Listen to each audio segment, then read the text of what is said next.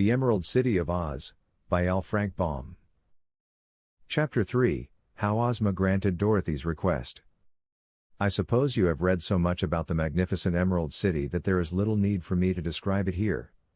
It is the capital city of the Land of Oz, which is justly considered the most attractive and delightful fairyland in all the world. The Emerald City is built all of beautiful marbles in which are set a profusion of emeralds, every one exquisitely cut and of very great size. There are other jewels used in the decorations inside the houses and palaces, such as rubies, diamonds, sapphires, amethysts and turquoises. But in the streets and upon the outside of the buildings only emeralds appear, from which circumstance the place is named the Emerald City of Oz. It has 9,654 buildings, in which lived 57,318 people, up to the time my story opens. All the surrounding country, extending to the borders of the desert which enclosed it upon every side, was full of pretty and comfortable farmhouses, in which resided those inhabitants of Oz who preferred country to city life. Altogether there were more than 500,000 people in the Land of Oz, although some of them, as you will soon learn, were not made of flesh and blood as we are, and every inhabitant of that favored country was happy and prosperous. No disease of any sort was ever known among the Ozits, and so no one ever died unless he met with an accident that prevented him from living. This happened very seldom, indeed. There were no poor people in the Land of Oz, because there was no such thing as money, and all property of every sort belonged to the ruler. The people were her children, and she cared for them.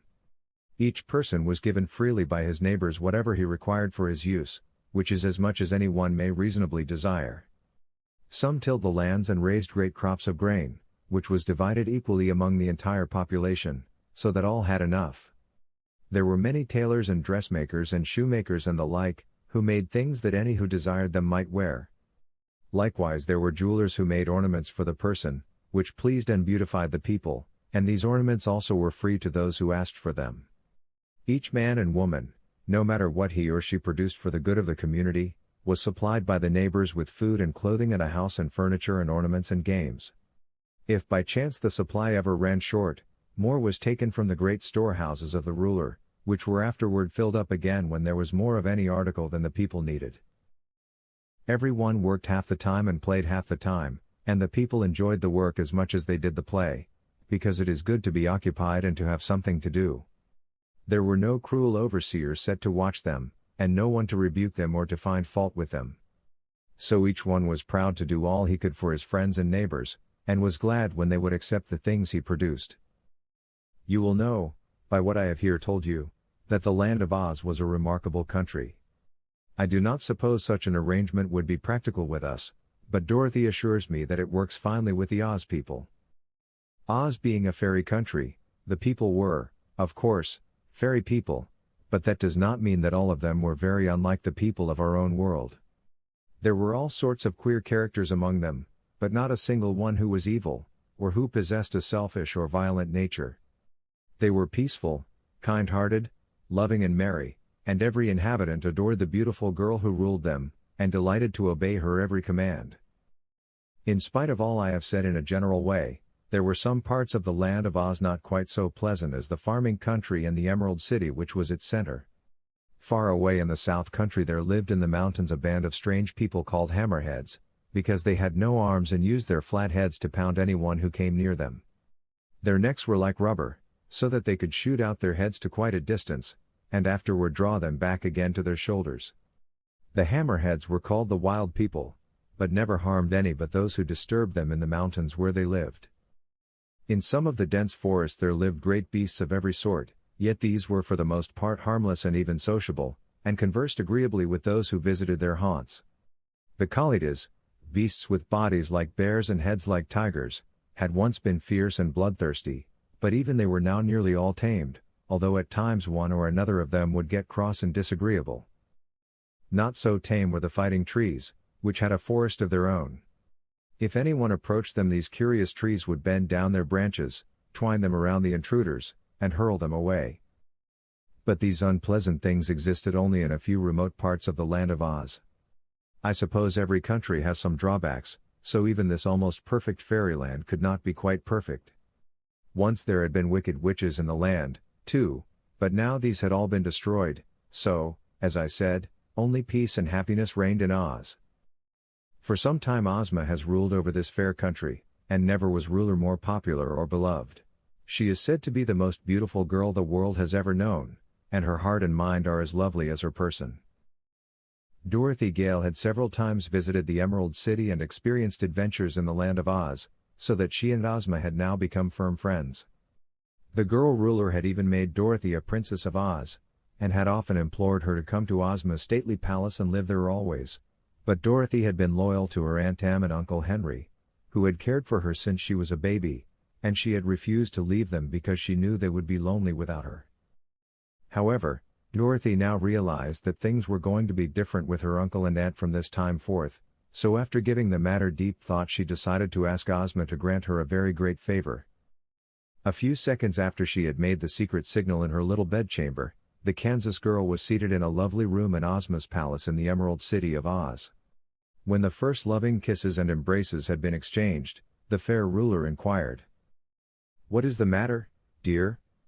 I know something unpleasant has happened to you, for your face was very sober when I saw it in my magic picture.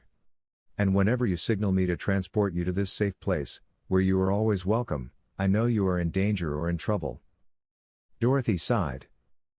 "This time, Ozma, it isn't I," she replied.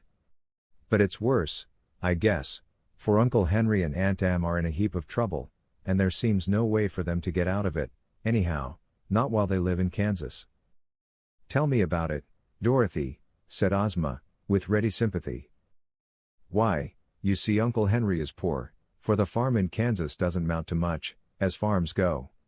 So one day Uncle Henry borrowed some money, and wrote a letter saying that if he didn't pay the money back they could take his farm for pay. Course he expected to pay by making money from the farm, but he just couldn't. And so they're going to take the farm, and Uncle Henry and Aunt Em won't have any place to live. They're pretty old to do much hard work, Ozma, so I'll have to work for them, unless—" Ozma had been thoughtful during the story, but now she smiled and pressed her little friend's hand. "Unless what, dear?" she asked. Dorothy hesitated, because her request meant so much to them all. "Well," said she, "I'd like to live here in the land of Oz, where you've often invited me to live. But I can't, you know, unless Uncle Henry and Aunt Em could live here too." "Of course not," exclaimed the ruler of Oz, laughing gaily. "So, in order to get you, little friend, we must invite your uncle and aunt to live in Oz, also." "Oh, will you, Ozma?" cried Dorothy, clasping her chubby little hands eagerly.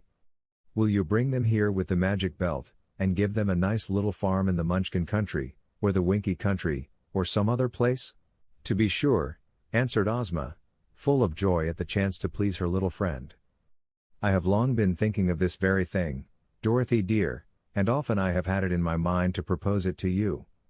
I am sure your uncle and aunt must be good and worthy people, or you would not love them so much, and for your friends, Princess, there is always room in the land of Oz." Dorothy was delighted, yet not altogether surprised, for she had clung to the hope that Ozma would be kind enough to grant her request. When, indeed, had her powerful and faithful friend refused her anything? "But you must not call me Princess," she said, "for after this I shall live on the little farm with Uncle Henry and Aunt Em, and princesses ought not to live on farms." "Princess Dorothy will not," replied Ozma, with her sweet smile. "You are going to live in your own rooms in this palace, and be my constant companion." "But Uncle Henry," began Dorothy. "Oh, he is old, and has worked enough in his lifetime," interrupted the girl ruler, "so we must find a place for your uncle and aunt where they will be comfortable and happy and need not work more than they care to. When shall we transport them here, Dorothy?"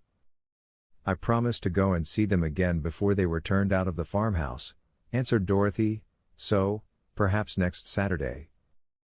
"But why wait so long?" asked Ozma. "And why make the journey back to Kansas again? Let us surprise them, and bring them here without any warning." "I'm not sure that they believe in the land of Oz," said Dorothy, "though I've told 'em about it lots of times."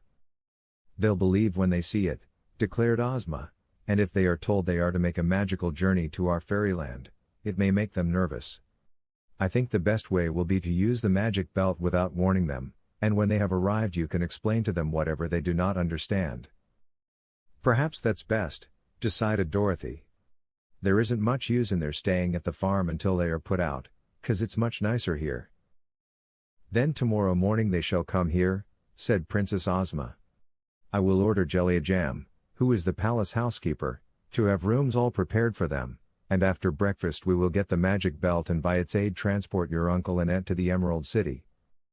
Thank you, Ozma, cried Dorothy, kissing her friend gratefully. And now, Ozma proposed, let us take a walk in the gardens before we dress for dinner. Come, Dorothy dear.